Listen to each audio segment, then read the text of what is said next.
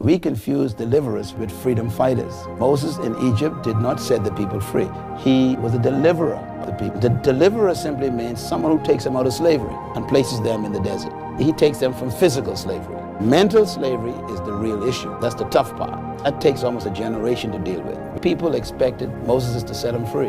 And we need to remember that we are not free. We are delivered. The oppressor is still around. He has no more physical control over us, but he still has a mental damage on us. And that's why deliverance is a very difficult period, because you are out of Egypt, but Egypt is not out of you. You're away from the wind of Egypt, but the scent of oppression is still in your nostrils. So the deliverer physically sets you free. He takes the chains off, he opens the prison doors, he tells you to go out, even leads you out. But he can't take you in to freedom. Freedom, not a location, it's a mentality. So nothing is worse than taking a slave into freedom without freedom in his mind. Solomon says, woe to the land when a slave becomes king.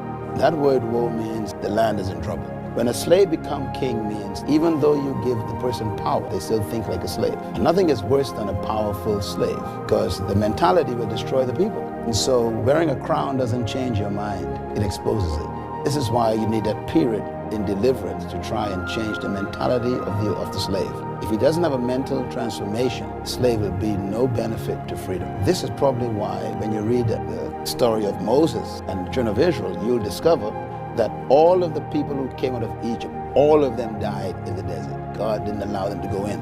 Matter of fact, God told them, you will not enter the land. He told them why. He said, because you have not changed your minds. So he kept them alive long enough to take what they were carrying out of them, which is the next generation. 40 years, it's a generation. So after 40 years, their children were born, and God buried all the parents. Joshua, therefore, is always a younger symbol, and he has a glimpse of the future very clearly, but he also has an appreciation of the past. There has to be a point in every national joining where the Moses must take the baton, give it to Joshua. This is where our countries have problems, because Moses is the famous guy. Moses is the guy who represents the symbol of power. He's the one everybody looks to for counsel. Everybody thinks that he has all the answers. So there's a temptation for the Moses to almost begin to believe his own fan mail. And he begins to also think of himself as more important than he really is. And that's dangerous. And this is why when you study the story of Moses, God told Moses, it's over.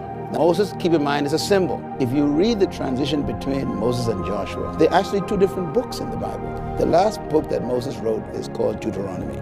The last chapter of it, it says, and Moses died. And the last few verses says, and Moses was dead. Moses laid hands on Joshua, presented him before the people. He went to the mountain, and then he never came back again. In fact, the reason why God made sure that no one could find his grave is a very important thing. Because you can almost be so busy worshiping history, you never make a future. So he doesn't